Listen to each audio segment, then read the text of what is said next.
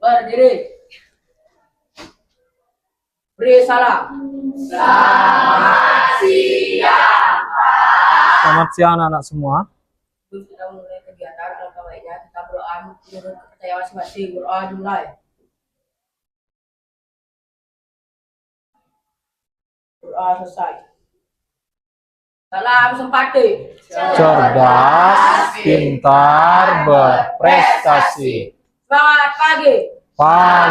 Pagi, luar biasa. Sempati, glory. Oke, anak-anak semua, silakan duduk. Gimana kabarnya hari ini, anak-anak? Sehat semua? Ada yang nggak masuk? Ada. 3 orang yang nggak hadir ya. Kenapa alasannya sakit?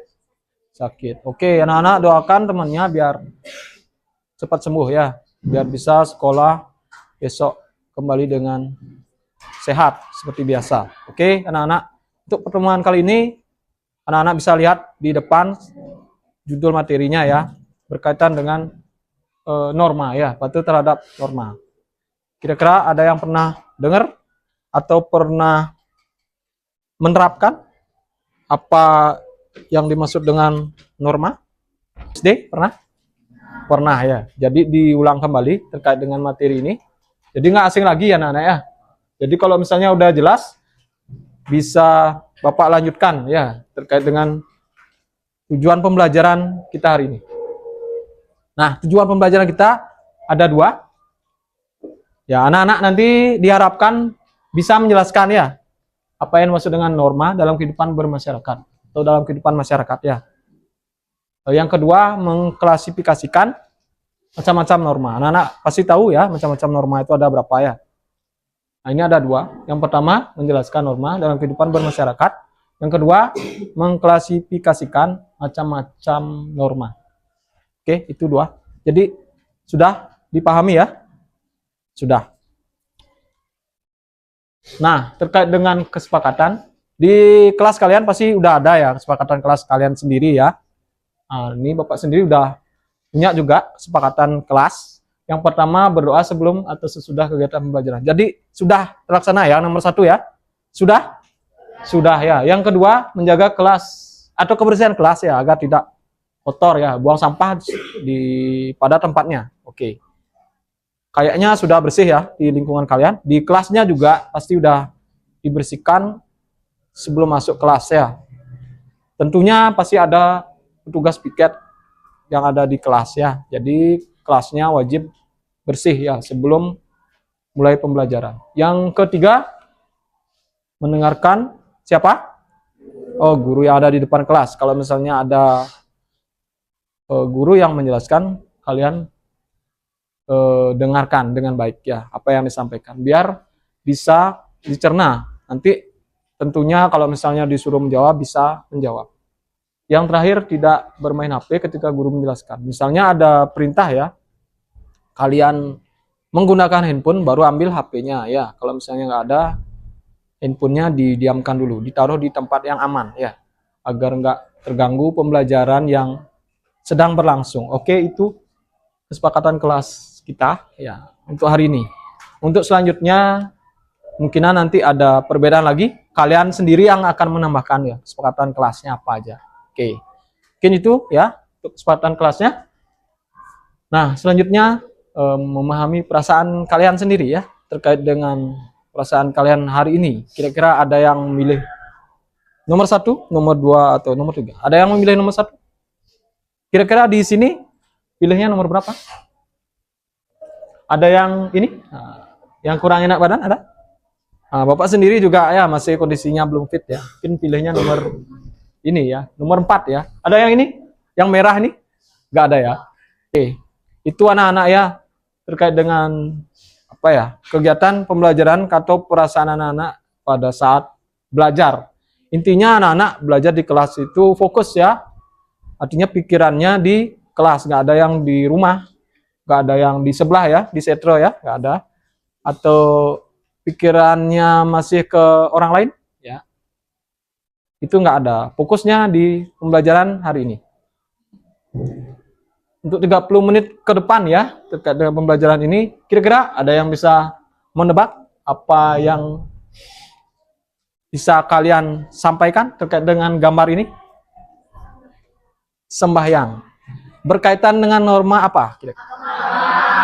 Oke, agama. Berarti tidak asing lagi ya. Karena ini norma yang pertama, yang paling sering kalian lihat ya. Paling sering diucapkan setiap pagi sebelum pembelajaran, biasanya berdoa dulu ya, berdoa. Nah, ini mayoritasnya Hindu ya. Oke, ini sudah. Nah, ini kira-kira ada yang bisa memberikan pendapat. Oke, ngurah. Norma adalah aturan yang terdapat di masyarakat untuk menciptakan kedamaian dan keamanan dan mencegah kerusuhan. Oke, itu pendapat ngurah. Tadi ini ada yang angkat tangan. Coba norma itu apa? Norma adalah aturan atau ketentuan yang sifatnya mengikat suatu kelompok orang dalam sebuah masyarakat. Oke, itu pendapatnya siapa? Namanya? Priscilia. Oke. Di sini ada? Ada yang angkat tangan? Apakah pendapat kalian sama dengan pendapatnya ngurah sama Priscilia? Sama. Oke, dua orang sudah menyampaikan pendapatnya. Kita lihat ya, apa itu norma? Nah, norma itu berkaitan dengan aturan ya, atau ketentuan yang mengatur kehidupan apa kita ya, manusia ya. Kita termasuk manusia ya.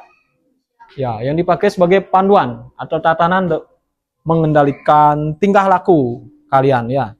Tingkah laku kalian sehari-hari ya, baik itu di rumah, di sekolah ataupun di luar sekolah ya. Mungkin di masyarakat dan sebagainya. Kalian ada yang mengatur tata laku atau tatanan tingkah laku kalian seperti itu. Yang di sekolah terutama apa? Kira-kira? Aturan yang mengatur di sekolah apa? Ada yang bisa jawab? Aturan yang mengatur kegiatan kalian di sekolah. Namanya apa? Tata tertib. Ya, tata tertib. Wajib kalian bangunnya jam 6. Ya, kalau sekolah misalnya masuknya jam 7.30, sebelum itu udah ada di sekolah ya. Jam 7 ya. Jam 7.15 itu udah ada di sekolah. Kalian udah bersih-bersih, udah siap-siap mau mengikuti pembelajaran selanjutnya. Karena setengah 8 itu udah bel masuk kelas ya. Jadi itu kalian harus taat. Kalau misalnya terlambat, gimana sanksinya? Dihukum. Udah ada yang terlambat? Belum ada ya, belum ada. Mungkin masih dikunciin gerbang di depan. Kalau misalnya terlambat, setengah 8 masih di luar, ya dikunciin gerbang di depan. Ya, OSIS yang berjaga atau ada beberapa guru atau sapam yang berjaga di luar, sudah ditutup pintunya sebelum jam setengah 8 ya. Atau setengah 8 teng itu udah ditutup gerbang. Oke, itu terkait dengan aturan yang ada di sekolah. Kalau di rumah, aturannya apa? Di rumah? Membantu orang tua. Membantu peraturan di rumah juga bisa ya. Kalau misalnya ada peraturan wajib, biasanya kalau di rumah membantu membersihkan halaman. Untuk selanjutnya, untuk apa ada norma dalam kehidupan kita? Ya, ngurah. Untuk menciptakan ketertiban, kerukunan, dan keamanan. Oke, itu di belakangnya sama. Di timur sama. Gak ada yang jawab. Yang lain dari penjelasannya ngurah ada? Tak ada. Ngurah aja yang berani menjawab ya. Boleh kok yang mau menyampaikan pendapat, boleh ya. Gak ada yang salah ya. Kalau misalnya kalian mau berpendapat. Oke, kita lihat. Nah, norma dibentuk bertujuan untuk melindungi ya kepentingan manusia sehingga terwujudnya ketertiban dan kedamaian. Hampir sama dengan penjelasan yang disampaikan sama ngurah ya, ada ketertiban dan kedamaian ya. Oke. Jadi itu tepuk tangan untuk ngurah ya. Nah, fungsi norma itu ada 3. Kalian bisa dilihat di depan ya. Ada yang bisa baca nomor 1, nomor 2, dan nomor 3. Nomor 1, oke. Kira-kira apa fungsi norma yang nomor 1? Fungsi norma nomor 1 menciptakan ketertiban dan keamanan dalam kehidupan. Ya. Fungsi norma yang kedua. Coba. Ya. Menjadi panutan dan pedoman dalam masyarakat. Iya. Nomor 3. Ya, nomor 3. Memberikan sanksi bagi pelanggar. Memberikan sanksi bagi pelanggar. Oke, ada 3 fungsinya. Itu fungsi yang ketiga ya. Ada lagi 2 ya, ada lagi 2. Ada yang bisa bantu. Oke, nomor 4. Nomor 4. Menjadi pengendali perilaku masyarakat. Nomor 5. Oke, nomor 5. Menciptakan keadilan. Oke, menciptakan keadilan. Ada 5 tadi ya. Yang pertama menciptakan ketertiban. Kedua menjadi panutan ya, jadi panutan. Yang ketiga memberikan sanksi bagi pelanggar. Kalau misalnya ada yang melanggar, ada sanksinya. Yang nomor 4 mengendali perilaku masyarakat. Yang kelima ciptakan keadilan. Oke, macam-macam norma. Ada yang bisa bantu ya di belakang. Norma agama, norma kesusilaan, norma kesopanan, dan norma hukum. Ada 4 ya, benar? Ada 4? Benar ya. Tadi sudah disebutkan contohnya sudah ada tadi ya, kayak persembahyangan atau menghormati agama lain yang melaksanakan kegiatan keagamaan. Oke, itu ada 4 norma. Oke, ini norma agama ya. Penjelasannya sumbernya dari sini ya. Sanksinya ada ya. Sanksinya berupa apa? Dosa. Ingat ya, kalau kalian misalnya berperilaku, ini sanksinya. Peraturan hidup yang mengatur kehidupan manusia yang sumbernya dari wahyu ya, dari wahyu Tuhan ya. Sumbernya dari sana ya, dari atas ya. Kalau misalnya kalian melanggar, ya ingat dosa. Ingat dosa. Kalau misalnya mencuri biasanya atau apa, gitu, ingat dosa ya. Atau berbohong ya. Oke, itu. Ini sifatnya universal dan mutlak ya. Lanjut ke norma hukum. Nah, ini biasanya peraturannya gimana anak-anak?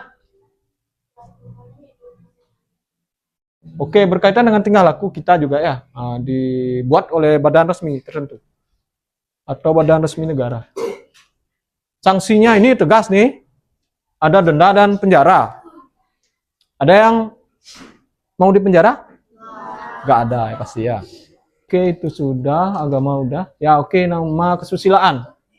Pengertiannya peraturan hidup yang berkenaan dengan bisikan kalbu atau suara hati nurani manusia.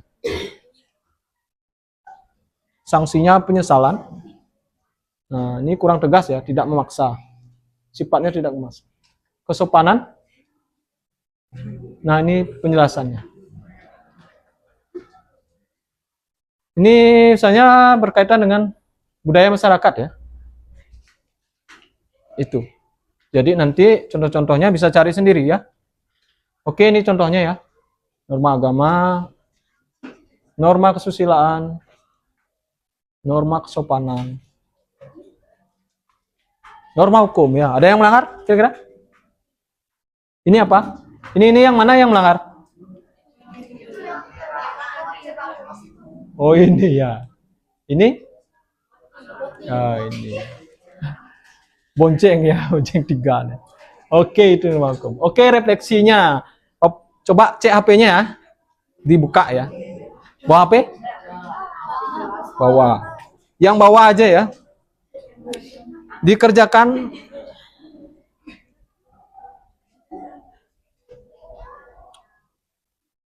Dijawab ya.